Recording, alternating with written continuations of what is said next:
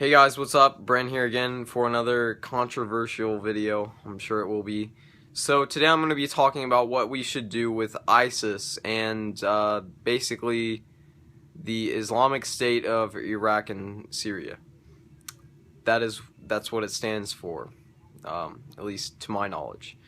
Well, basically, if you don't know what ISIS is, you've probably been living under a rock, and I hope that rock is pretty comfortable because you might want to live under that rock some more because the world out here is pretty shitty. So it just depends how it is under your rock. Anyway, ISIS. What should we do with ISIS? Should we send troops over there? Yes. Who should send troops over there? The US? The UN? Well, first off, I don't think there even should be a US. I don't think there should be individual countries. I think there should be one country. I know you might say, oh, that one country might have too much power. Well, there will be states, basically. It would be like the UN would actually have more power. Imagine it that way. The UN would actually be able to fucking do shit. It wouldn't be this useless body of cunts just running around wasting resources. That's basically what it is now. It's not doing that much. I mean, they're sending less troops to places than the US does. They have less military power than the US does. You know, the UN doesn't really have the UN isn't its own body. It's made up of other countries, and these countries, they have to like vote and shit together to get shit done. What I think should happen is the UN should actually be its own body, should have its own power, and it should basically work and function as the world's police. Any shit goes down that the world's police, that well, all the countries that are in the UN right now, they make a fucking, you know, constitution or whatever for the UN, for a separate world police, you know, kind of country-like thing. And this world police, they follow certain guidelines, certain laws, and they enforce those laws. Such as, if you're fucking killing people, like, in large amounts, the UN goes in, fucking solves your shit. They fucking lock those people up, put them in jails. You know, the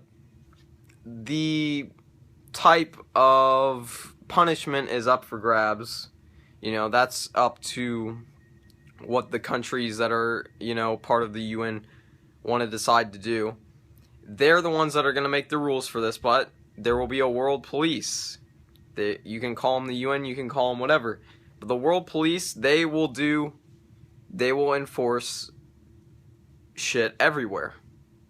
You know, it won't be up to the US anymore to stop ISIS. You know, it shouldn't be up to one country to, you know, try to run the world. It should be up to this separate group, the world police, to get shit done.